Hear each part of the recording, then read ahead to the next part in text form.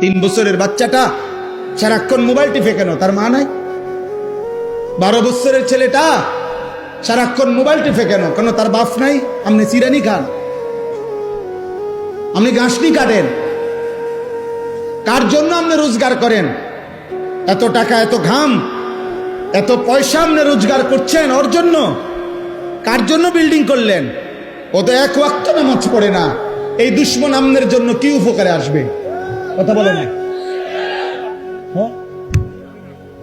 ওই বাপ, আমনে যে আজকে 60 বছর হয়ে গেল, আমনে যে আজকে 30টা বছর ধরে এই বাজারে মাথার ঘাম পায়ে ফেলাইয়া একটা একটা টাকা রোজগার করেন, ব্যবসা করেন, আপনার স্ত্রীও বেপর্দা, আপনার ছেলেও নামাজ পড়ে না, আপনার মেয়েও পর্দা করে না, আপনি এনে বাজারে ঘাম ঝরে আর তারা বইয়া বইয়া টেলিভিশনে ঘরে সোফাত বইয়া তারা নর্তকীর নাচ দেখে, নাটক দেখে, সিনেমা দেখে।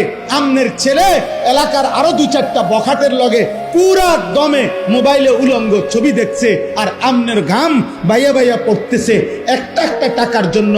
এই দুশ্মন যারা, আল্লাহর দুশ্মন, নবীর দুশ্মন, ইমান ইসলামের দুশ্মন, যাদের ওযু নাই, সেজদা নাই, নামাজ নাই, দিন নাই, শরীয়ত নাই, এদের জন্য যে আপনি এত কষ্ট করলেন, এরা আপনার দুনিয়ার কি কাজে আসবে, আখিরাতের কি কাজে আসবে?